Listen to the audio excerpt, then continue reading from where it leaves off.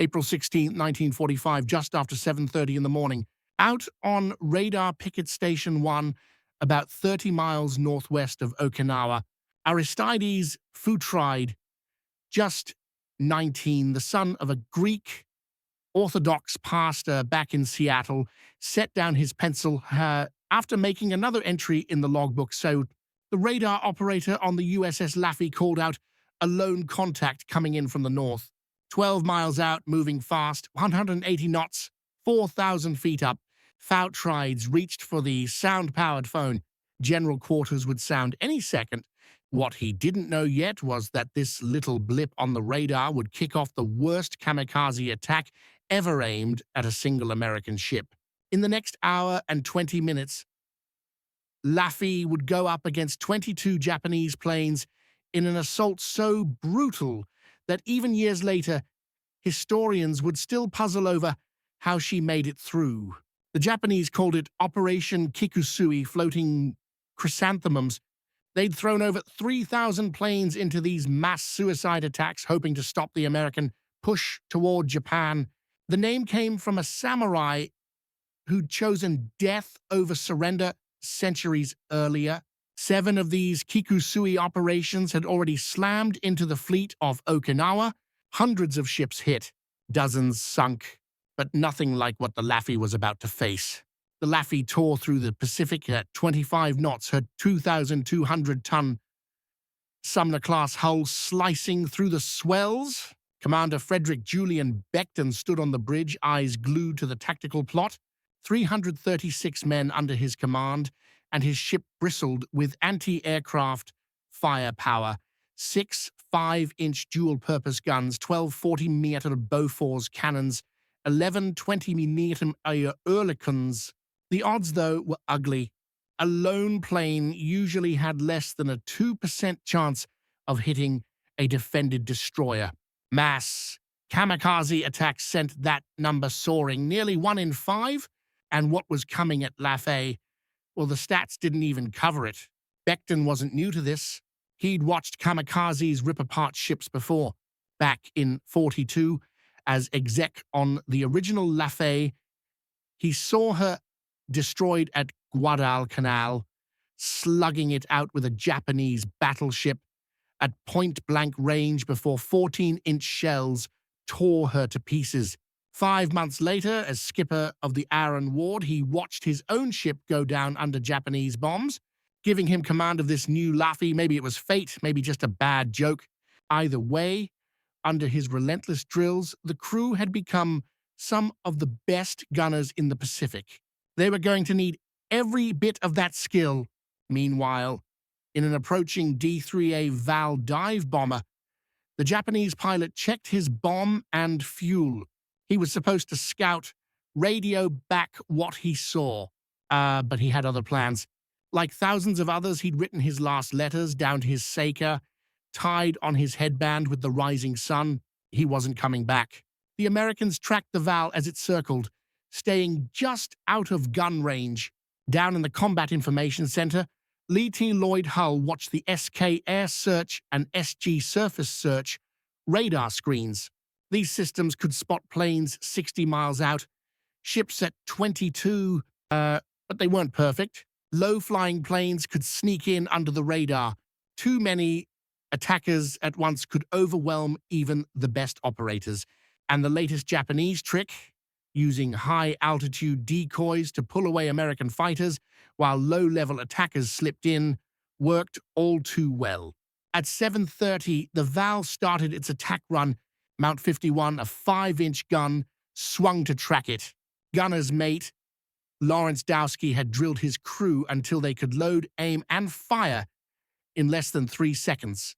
The Mark 37 fire control system, radar-guided, crunched the numbers for range, speed, bearing, altitude, wind, ship movement, barrel wear. This old-school analog computer could do in seconds what used to take gunners minutes. But even then, trying to hit a plane jinking around at 200 miles an hour, that took luck as much as skill. At 7:44, the Val peeled off and didn't attack. Maybe it was a probe. Maybe the pilot lost his nerve. Either way, new blips were already crowding the radar screens. A lot of them, the main attack was on the way. Back on Kyushu, Vice Admiral Matome Ugaki had ordered the launch over 350 planes for Kikusui number 3. The pilots knew their targets. The battle was about to get much, much worse. Radar picket destroyers were the fleet's early warning line.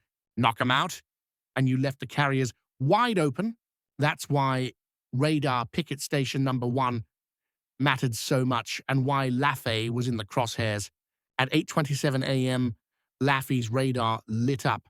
Multiple groups of planes, more than 50 contacts, coming in fast from the north and northwest. Commander Becton didn't waste a second. He called for help from the Combat Air Patrol. 4 F-6F Hellcats and 2 F-4U Corsairs got the order and turned toward the incoming raid, but they were still 12 miles away, minutes that Laffey didn't have. The 2-plane Cappy assigned to guard her had lost radio contact. No one knew where they were. Laffey was on her own. The first wave came in. 4 Aichi D-3A Vals flying a textbook attack plan. 2 would come straight at the bow, forcing Laffey to turn and show her side, while the other 2 swept in from the stern. It was a move the Japanese had honed over 3 brutal years in the Pacific, a tactic shaped by the lives and deaths of hundreds of pilots. Every lesson, what worked, what didn't, made it back to training bases. The doctrine of kamikaze attacks was always evolving. At 8:30, the 4 Vals split into pairs and dove in. Becton ordered full speed and hard left rudder. The ship heeled over, the hull groaning under the strain. This move brought more guns to bear and made Laffey a slimmer target, but it also locked her into a predictable turn, dangerous even for just a few seconds. The forward 5-inch turrets, Mount 51 and 52, fired first. The sharp crack of those big guns echoed across the water. Each shell had a timed fuse set to blow at just the right distance, filling the air with deadly shrapnel meant to rip through thin aircraft skin and end a pilot's life. Get the timing wrong, and the shrapnel cloud either fizzled out too soon or shot past harmlessly. Fire Controlman's second class. Glenn Ryder tracked the first Val through his rangefinder. At 2,000 yards, the 40mm Beauforts joined in, their pom-pom-pom mixing with the boom of the 5 inches, a deafening noise that forced the gun crews to use hand signals just to communicate. At 1,000 yards, the 20mm Oerlikons let loose, spraying a wall of tracers and lead. Gunners, mate.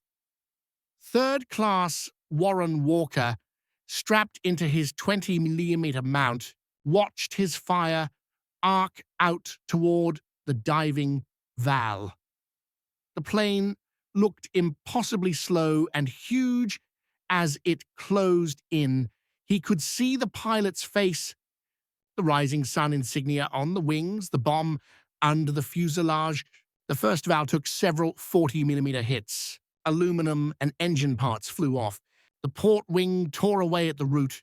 The plane cartwheeled into the sea just 400 yards from Laffey, its bomb exploding and sending a geyser of water over the forward guns. 1 down. The second Val came in from the port bow, flying right into a storm from Mount 52. A 5-inch shell exploded beneath it, shredding the fuselage and killing the pilot instantly. The Val nosed over and crashed 300 yards to port. 2 down. The third Val, coming from astern, dropped its bomb at 500 yards. It took several 20mm hits and caught fire. The bomb splashed harmlessly 50 yards behind, and the burning plane crashed into Laffey's wake. 3 down. The fourth Val made a rookie mistake, coming in steady and level, making it easy for Mount 53 under Chief Gunner's Mate Wayne Schaffer. 3 shells found their mark at 800 yards. The Val blew apart in midair, raining debris into the sea. 4 planes down in 3 minutes.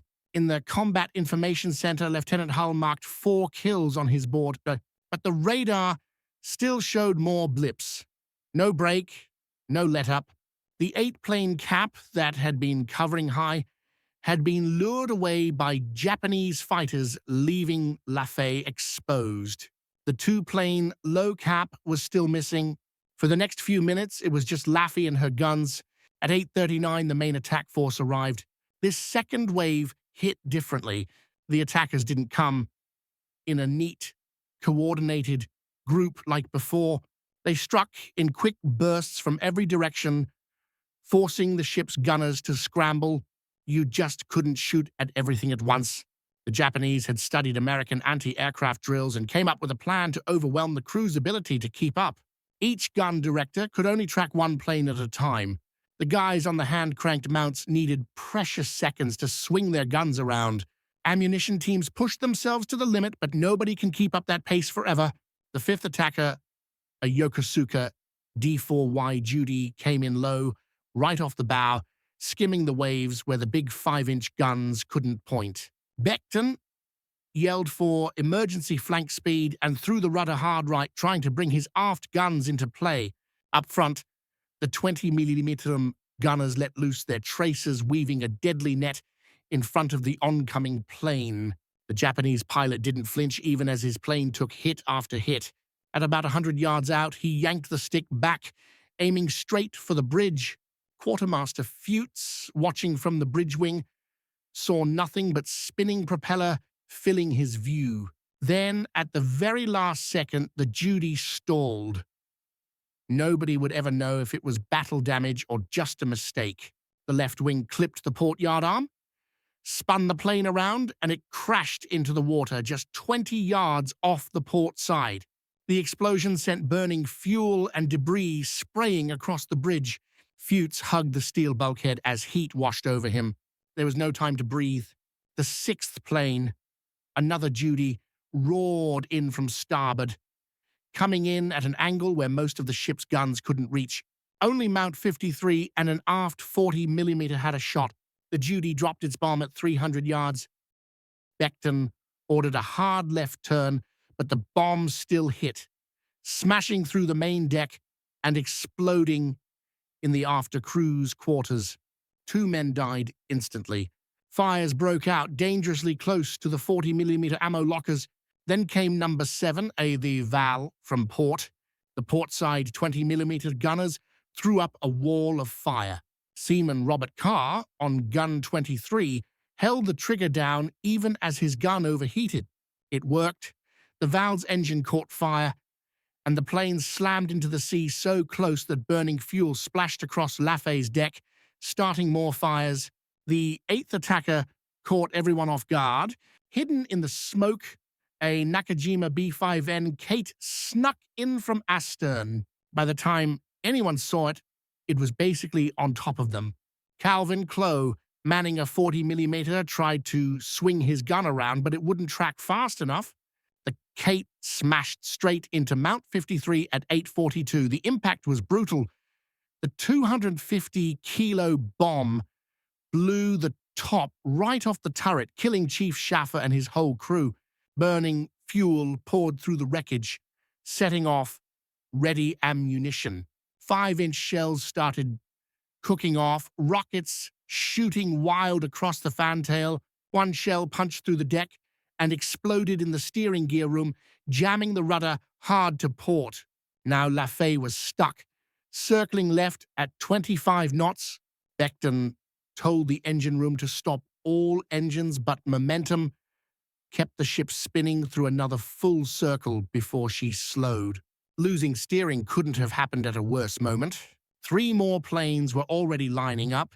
Number 9, a Val, came in from starboard, with Mount 53 gone, and the ship turning in circles. The gunner's coverage was thin.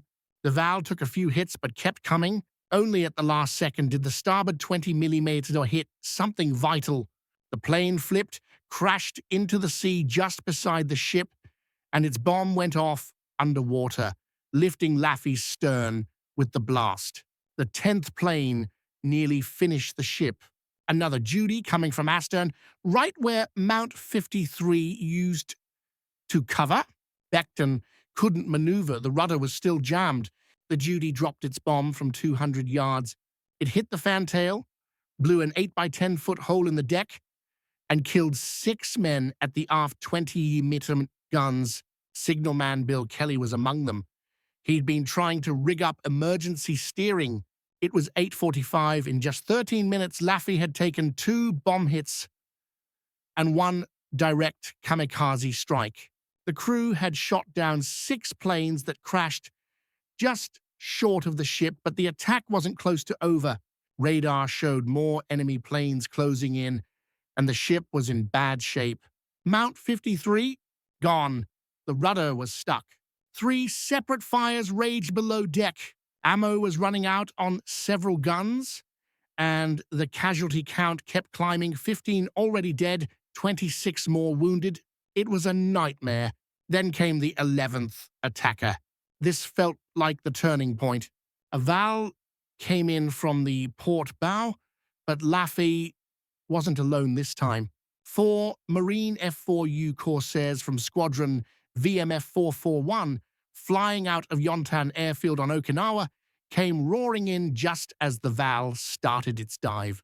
Captain Robert Klingman's Corsair caught the Val at 500 feet, his 50 caliber machine guns tearing through the tail. The Val spun down into the sea. For the first time, Laffey didn't have to finish the job herself, but the Marines couldn't be everywhere at once. The 12th attacker, a Judy, slipped in from the starboard quarter while the Corsairs were busy elsewhere. This one wasn't going to miss. At 8:47, the Judy slammed into the after deck house, right between the stacks. Its bomb punched through the deck and exploded in the after engine room. The blast ruptured the steam lines, filling the compartment with superheated vapor. 600 degrees Fahrenheit. Machinist's mate George Logan and 3 others died instantly, cooked alive where they stood. The explosion knocked out the afterfire room, dropping the ship's speed to just 12 knots. In the forward engine room, Chief Machinist's mate George Weiss felt the whole ship shudder. The sudden loss of steam pressure told him everything. He knew the after engine room was gone. He and his crew, sweating in temperatures over 130 degrees, fought to keep the forward engines running. Without speed, the Laffey was dead in the water. They had to keep the plant online, no matter what. Then the 13th attacker showed up, a twin-engine Yokosuka P-1Y Francis bomber, coming in fast from right behind. With Mount 53 destroyed and most of the aft 20-millimeter guns out, the Laffey was almost defenseless from that direction. The Francis aimed straight for the bridge. Suddenly, a Marine Corsair, Lieutenant Richard Kerstetter, at the controls, dove in from above and let loose a long burst into the Francis' starboard engine.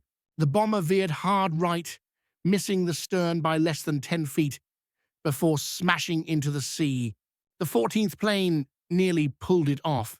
An Oscar fighter came screaming in from the port beam, too fast for the gun directors to track. Mount 51 got off 3 shots, all misses. The Oscar's pilot aimed straight for the bridge, trying to take out the command crew. At the last second, gunner's mate second class, Robert Fenwick, manning a portside 40mm, managed a lucky hit on the Oscar's tail.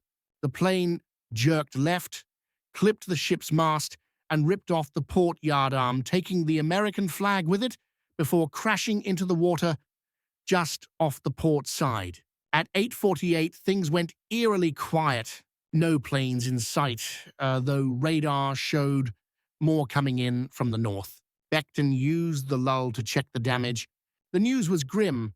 Mount 53 gone, with all hands, steering lost after engine room flooded, multiple fires still burning, 32 dead and counting, over 50 wounded, ammo running out, and more enemy aircraft inbound. Lieutenant Frank Manson, the communications officer, asked Becton if they should start preparing to abandon ship. Becton's reply would go down in history. Hell no, Frank, we still have guns that can shoot. I'll never abandon ship as long as a gun will fire. One of the lookouts, half to himself, added, and if I can find one man to fire it? Then the 15th attacker ended the brief respite. Another Val, this one coming from high up, straight out of the sun. The classic move. The glare blinded the lookouts until the plane was already in its dive. The Val dropped its bomb from 1,000 feet. Becton yelled for a hard right rudder, forgetting that they'd lost steering. The bomb hit the water 10 yards off the port side, showering the hull with shrapnel and wounding 4 more men. The 16th attacker was a Mitsubishi G4M Betty bomber, bigger than anything Laffey had faced so far. It came in low from the starboard beam, just 200 feet off the water, too low for the 5-inch guns. Every 40 millimeters and 20 millimeters that could bear opened up. The Betty's bulk made it an easier target, but it could also take a lot of punishment. Tracers stitched across its fuselage and wings. One engine caught fire, then the other, but the Betty kept coming. At 300 yards, the pilot dropped 2 bombs. Both bombs missed, straddling the ship, but the bomber itself, now completely on fire, kept coming straight at Laffey. At the last second, the plane's left wing dropped. Maybe the controls failed. Maybe the pilot was already dead. Nobody would ever know. The Betty passed right over Mount 52, so close the 5-inch gun crew ducked. Then it slammed into the ocean on Laffey's port side, its burning wreckage bouncing across the water like a skipping stone. The 17th attacker finally did what the others couldn't. A direct hit on one of Laffey's main gun mounts. An Oscar fighter racing in from ahead dropped a bomb that smashed right into Mount 52. The blast didn't pierce the turret's armor, but the shockwave killed 3 men inside and wounded 5 more, including the mount captain. The turret went silent, cutting Laffey's forward firepower in half. By 8:50, Laffey was in serious trouble. Only Mount 51 was still firing out of her 3 5-inch mounts. Half the 40-millimeter guns were gone or damaged. Most of the 20 millimeters were useless. Fires raged out of control. The ship was crawling along at 8 knots, circling helplessly with a jammed rudder, while radar picked up more planes closing in. The 18th attacker should have finished the job. Val dove in from dead astern, right where Laffey had nothing left to defend herself. But just as the Val started its attack run, 2 Marine Corsairs swooped in. Captain Floyd Kirkpatrick and Lieutenant Robert Cowan caught the Val in a crossfire, their .50 calibers tearing it apart in midair. The kill was so close that pieces of the Val rained down on Laffey's deck. The 19th plane, another Judy, came in from the port quarter. By now, Laffey's gun crews were spent. They'd been firing nonstop for over 20 minutes. Barrels overheated, ammo running out. Some guns jammed from the relentless pace. The Judy kept coming, taking hits, but didn't break off. At 100 yards, the pilot yanked the plane up, aiming to crash into the bridge from above. A lucky burst from Mount 44 caught the Judy's wing root. The plane rolled right and smashed into the ocean just yards from the ship. At 8:51, the 20th attacker showed up, another Val coming in from starboard. This pilot had learned from the others' mistakes. He kept changing altitude and angle, juking to throw off the gunner's aim. The few working guns fired desperately, but the crews were exhausted and shaken. The Val dropped its bomb from 300 yards. It landed close aboard, and the explosion peppered Laffey's already battered hull with more shrapnel. The 21st attacker nearly finished what the others couldn't. Another Judy, hidden in smoke from Laffey's fires, came in from astern, completely unseen. The first sign was the roar of its engine as it streaked over the fantail at 50 feet. The Judy dropped its bomb at point-blank range. It slammed into the deck, just in front of the wrecked Mount 53, punched down into the after ammunition handling room and exploded. The blast was devastating. 5-inch shells started cooking off in a chain reaction. The back of the ship vanished in smoke and fire. Shrapnel tore through the damage control teams fighting the flames.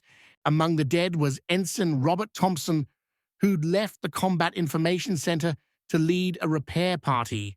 He earned a posthumous Navy Cross for that. The explosion also wrecked the fire mains, so the crew lost water pressure to the after part of the ship. With no hoses, damage control teams started tossing burning debris overboard by hand. Guys wrapped rags around their hands and heaved red-hot shell casings into the sea. Others rolled on the deck to snuff out burning clothes. The 22nd and last attacker, a Val, came in from the port bow at 8:53. At this point, Laffey was barely fighting back. Only Mount 51 and a few automatic weapons were still working. The ship was dead in the water, burning hard aft, listing to port from flooding. Commander Becton watched the Val approach, knowing they had almost nothing left to stop it. But Laffey wasn't alone anymore. 4 Navy F-6F Hellcats from Fighter Squadron 10, finally arriving from the carrier Intrepid, caught the Val at 1,000 yards. Lieutenant John Mitchell's Hellcat hammered the Val's engine with hundreds of rounds. The plane burst into flames and crashed into the ocean, 500 yards from Laffey. It was finally over. In 80 minutes, USS Laffey had faced 22 enemy aircraft in the most concentrated kamikaze attack of the Pacific War. 6 kamikazes had slammed into the ship. 4 bombs had hit directly. The destroyer had been strafed again and again, and still somehow she stayed afloat. 32 men died. 71 more were wounded. The ship was burning and flooding, a wreck really, but she was still afloat. Honestly, the numbers hardly make sense. Out of 22 attacking planes, Laffey's gunners shot down 8. Marine and Navy pilots took out 8 more. 6 crashed into the ship or landed bomb hits. No other ship, before or after, ever faced so many kamikaze attacks and survived. Statistically, she shouldn't have made it. The odds of surviving were less than 1%. Yet Laffey pulled through, part training, part guts, some clever tactics, and if you believe in that sort of thing, a little luck. Lieutenant Commander Charles Holovac, the executive officer, later broke down the attack with cold math. On average, enemy planes came in every 3 minutes and 38 seconds. The longest break, 8 minutes. The shortest, just 45 seconds. At the height of the fight, Laffey had to deal with a new attacker every 90 seconds for nearly 15 minutes straight. No ship in naval history ever took that kind of pounding and lived. But it wasn't just luck or training. Technology mattered too. Laffey's Mark 37 gun directors, with their analog computers, let the 5-inch guns hit targets with a level of accuracy nobody had seen before. Proximity-fused shells, secret at the time, exploded automatically near enemy planes, making hits much more likely. The Bofort's 40mm guns, with their rapid fire and explosive shells, formed a vital middle layer of defense. Even the little 20mm Oerlikons, which people often complained were too weak, managed to drop several attackers at close range. Still, machines alone didn't save the ship. People did. Commander Becton steered his battered ship with real skill. Gun crews kept firing while their friends fell around them. Damage control teams fought fires with their bare hands. The engineers kept the engines running in hellish conditions. Radar operators tracked targets through smoke and chaos. Every man stuck to his post, even when everything inside him screamed to run for cover. The Japanese threw their best at Laffey. These weren't green recruits. They were seasoned pilots, men who chose death over surrender. Early in the attack, their teamwork and tactics showed a real understanding of American defenses. They used smoke and sun glare to hide their approach. They came from different directions at once, hoping to confuse the gunners. They aimed for command centers. American officers studied these tactics and added them to post-war doctrine. Laffey's loss from radar picket station 1 left a hole in the early warning network for the invasion fleet, but the fact that she survived meant even more. If one destroyer could take 22 kamikaze hits and stay afloat, then Japan's strategy, sacrificing planes and men to sink ships, wasn't working. The math that once favored Japan, thousands of planes against hundreds of ships, was crumbling thanks to better American defenses and damage control. Admiral Richmond Kelly Turner, who led the amphibious forces at Okinawa, later called Laffey's survival the single biggest reason the fleet's morale held out during the worst of the kamikaze attacks. If she could do it, any ship could.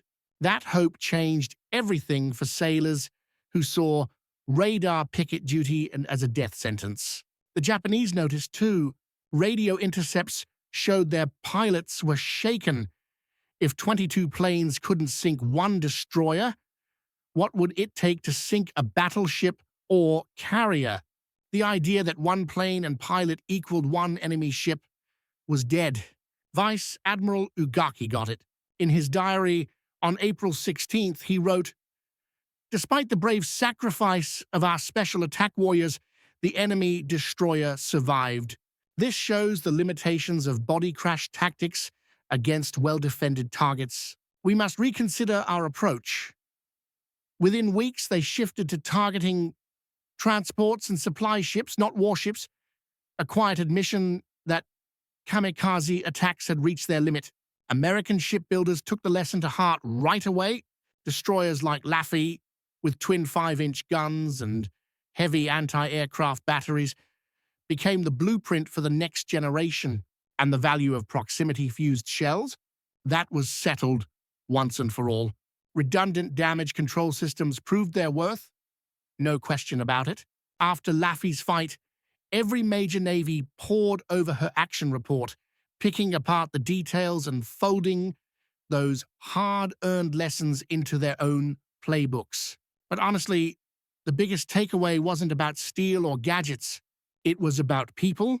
Even in an age obsessed with new tech, machines, radar, all of it, Laffey's survival hammered home that the human factor still decided who lived and who died. Training, guts, leadership, pure stubbornness, they still tipped the balance just like they did when wooden ships went up against ironclads or when David took down Goliath. Turns out, those old qualities didn't get left behind in the age of guided weapons. If you look at the numbers, the scale of the damage jumps out. Laffey sat in dry dock for 4 months. They cut out over 300 tons of ruined steel and basically rebuilt the whole aft end of the ship. The repairs cost more than $3 million, over a third of what it cost to build her in the first place. The Navy didn't blink. They called it money well spent. Laffey showed that American ships could take hits nobody thought possible and still make it home. But the real cost was in lives. 32 crew members died, less than 10% of the 336 on board, even though 6 kamikazes and 4 bombs hit the ship. That survival rate wasn't luck. Credit went to Becton's focus on damage control training, the crew's battle experience, the Allen M. Sumner class's tougher armor and smarter compartment layout, and, above all, the ship's medical team, led by Dr. Matthew Darnell. He kept working on the wounded while bombs went off around him. Acts of heroism? Too many to count. Lawrence Dowski, the gunner's mate, stayed at his post in Mount 51 with shrapnel wounds and shot down 3 planes himself.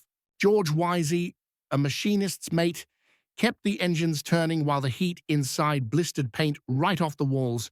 Quartermaster Ari Futrides kept the ship's log going through the entire attack, giving historians the record they needed. Seaman Calvin Clough grabbed a 40mm gun after its crew was killed, shot down an attacker, and only stopped when he got hit. Then there was Lieutenant T.W.W. Runk, the damage control officer. He was everywhere during the attack, Checking damage, he found a 250 kg bomb on deck that hadn't exploded. No hesitation. He picked it up and threw it overboard. The thing went off seconds after it hit the water, close enough that shrapnel slapped the ship. If it had exploded on deck, that might have been it for Laffey. The other ships at Radar Picket Station 1 were just as important. LCS L-51, led by Lieutenant Howell Chering, shot down 6 planes and later got a presidential unit citation. When Laffey's guns started going down, LCS L-51's fire kept the attackers off. LCS L-116 pulled 22 sailors out of the water, most of them badly burned, after they'd been blown overboard.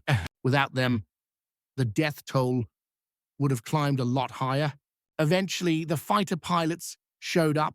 Marine Captain Floyd Kirkpatrick got credit for 3 kills, and Navy Lieutenant John Mitchell took down 2 more. They arrived just as Laffey's defenses were almost gone, probably saving the ship. The original fighter cover had been drawn away by Japanese decoys, which turned out to be a big mistake. After this, the Navy changed how they handled fighter direction. Never again would these picket ships be left hanging without air cover. Looking at the bigger picture, this fight mattered. Operation Kikusui threw over 300 Japanese planes at the fleet on April 16th. They lost 22 to damage a single destroyer. Japan only had about 3,000 operational aircraft left. At that rate, they'd run out long before they could stop the invasion. The math just didn't work for them. Nimitz didn't waste time. After reading Laffey's report, he ordered changes right away. No more lone destroyers, now they'd work in groups. Fighter cover would be constant and layered. Emergency repair ships moved closer to the action. These changes came fast and worked. Losses dropped sharply in the next Kikusui attacks. The Japanese took their own lessons away from it, but for them, most were hard pills to swallow. Focusing so many attacks on one ship just didn't work. They lost pilots and planes they could never replace, and still didn't deliver a knockout blow. After that, the Japanese Navy switched things up. Instead of pouring everything into one target, they spread out, hitting several ships at once to avoid getting hammered by all the defensive guns at the same time. Problem was, spreading out made it even harder to do real damage to any one ship. It was a lose-lose situation, no easy answer.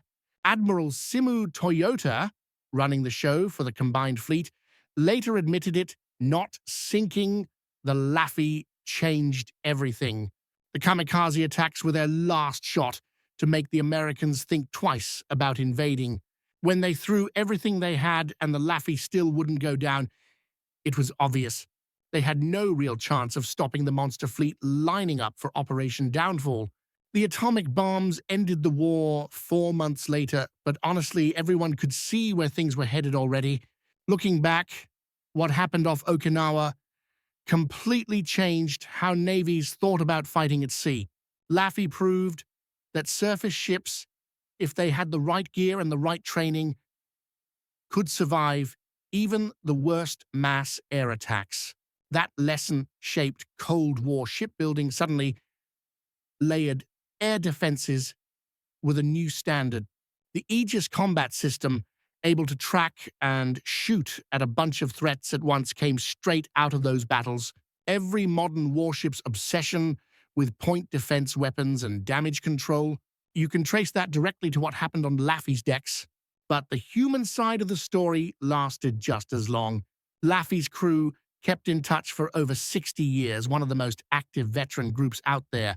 Their motto, "We who survived," was about more than just making it through the battle. It was about carrying the weight of being among the few who faced that kind of attack and lived. Many of them suffered what we now call PTSD, though no one had a name for it in 1945. The Navy's understanding of combat stress and how to treat it owes a lot to studying survivors like these. Commander Becton, who called the shots that day, ended up a rear admiral. His quick thinking and new tactics during the kamikaze attack became required reading at Annapolis and were taught in naval war colleges everywhere. He wrote a memoir, The Ship That Would Not Die, but he always gave the credit to his crew. In a 1975 interview, he said, "I gave the orders, but those boys carried them out. They're the ones who saved the ship. Any commander would have been proud to lead such men." The ship herself wasn't done either. She served another 30 years, fought in Korea, took part in Cold War missions, and finally retired in 1975. Most old destroyers got scrapped or blown up for target practice, but not Laffey. They kept her as a memorial. Since 1982, she's been moored at Patriots Point in South Carolina. You can walk her decks, see scars from the battle still in her hull. Mount 53, where 6 men died, was never repaired. It stands as a tribute to them. People still argue about how Laffey survived. Statistically, she shouldn't have. Some folks call it a miracle. Others point to training, tactics, and a little bit of luck. Nothing supernatural, just a lot of small things adding up. Maybe the answer's somewhere in between. War is chaos meeting preparation, human will fighting cold math. One thing's clear, the courage that day was extraordinary. Japanese pilots chose death over defeat. American sailors held the line against impossible odds. Young men on both sides believed their cause was worth dying for. The real tragedy is that so much bravery went into tearing each other apart instead of building something. If there's a lesson here, it's that ordinary people can show incredible courage when everything's on the line. In the dark before dawn, on April 16, 1945, Laffey was just another destroyer on picket duty. By noon, she'd become a legend, the ship that wouldn't die, the destroyer that faced 22 kamikazes and survived. Her story still inspires sailors, a reminder that with enough guts, training, and sheer stubbornness, sometimes the impossible happens.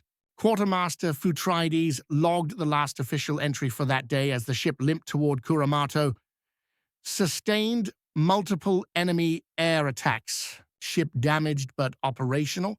Proceeding to base. Behind those flat words hid 80 minutes of chaos, 32 dead shipmates, and a survival story that would echo through history. The war ended 4 months later. More ships and lives fell to kamikaze attacks before Japan surrendered. But after that day, no single ship ever faced such a storm again. The Japanese never managed that kind of tactical coordination again, and after this, nobody really doubted how things would end. Laffey showed everyone that American ships could take the hardest hits and keep fighting. By surviving, she helped tip the war. Even now, USS Laffey's story matters. Sure, today's battles are about missiles and cyber attacks, and experts love to talk about one huge strike wiping out a whole fleet. But Laffey reminds us that it's still people who win wars, not just fancy tech. Training and grit can beat bigger numbers. Courage can turn the tables when the odds look impossible. Sometimes the ship everyone expects to sink just doesn't. War isn't all math and predictions. Sometimes it's just about refusing to go down.